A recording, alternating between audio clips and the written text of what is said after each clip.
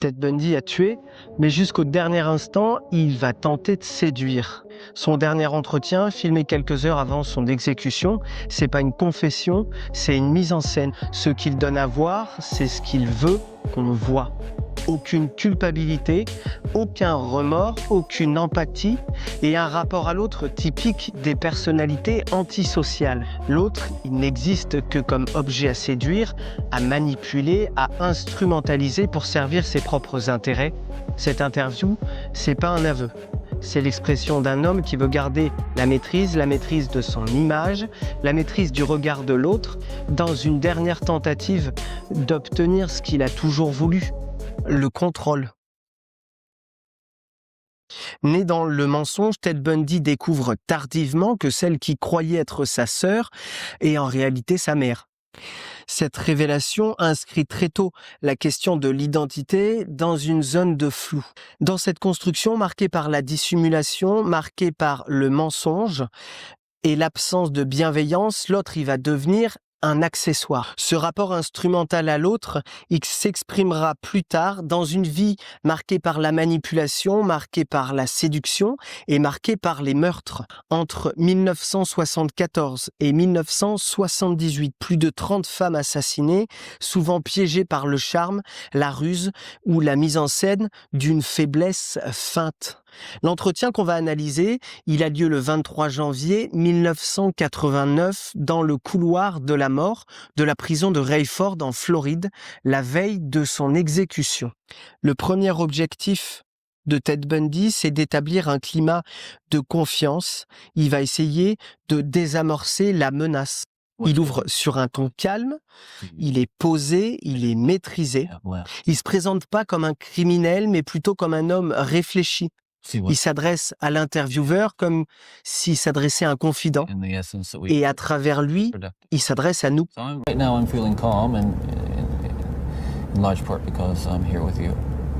La sincérité, elle va devenir pour Ted Bundy un outil. C'est pas de la culpabilité qui parle, mais c'est la stratégie. Bundy charme, il installe le lien, il invite à la compréhension, voire à l'identification. Ted Bundy cherche pas à être pardonné, il veut être cru.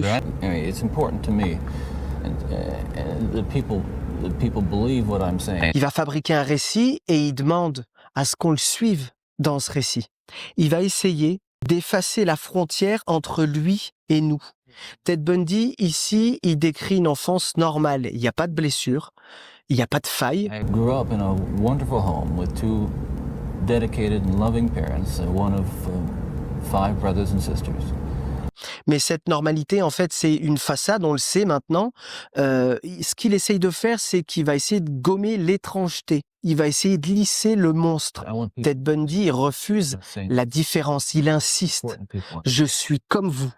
That basically, I was a normal person. I wasn't some guy hanging out at bars or a bum, or I wasn't a pervert in the sense that, you know, people look at somebody and say, I know there's something wrong with him, and just tell. I mean, I was essentially a normal person. I had good friends. I led a normal life. Il cherche à désamorcer l'angoisse. Il va essayer de court-circuiter le rejet. Et là, la phrase bascule, l'horreur, elle devient familière. We are your sons and we are your husbands. Il est plus l'autre. Il devient le proche, il devient le mari, il devient le fils. Le criminel, il devient nous. Il pourrait être parmi nous. Là, Ted Bundy va utiliser ce qu'on appelle la rationalisation. Il va essayer de diluer sa responsabilité. Il va accuser une force extérieure.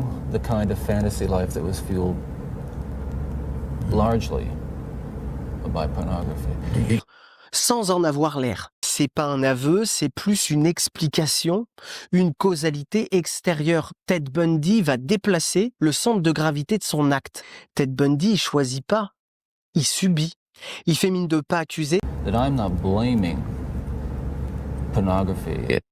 Mais en fait, il accuse quand même. Il désigne quand même. And not saying that it caused me to go out and do certain things. And I take full responsibility for whatever I've done and all the things that I've done. That's not the question here. The question And the issue is how this kind of literature contributed. Il raconte un déterminisme, il va raconter un engrenage, et dans ce mécanisme, il se présente comme une victime. Il évoque une force, une altérité intérieure. Which is almost like a separate entity inside. Il est plus sujet, il va devenir objet traversé par une force. La Ted Bundy va vous faire un cadeau. Il va vous offrir quelque chose avant de mourir. Il va s'adresser en prophète, il parle plus pour lui, il va parler pour les autres. Will believe what I'm saying now, that there is loose in their towns, in their communities, people like me today, whose dangerous impulses are being fueled day in and day out by violence in the media in its various forms, particularly sexualized violence.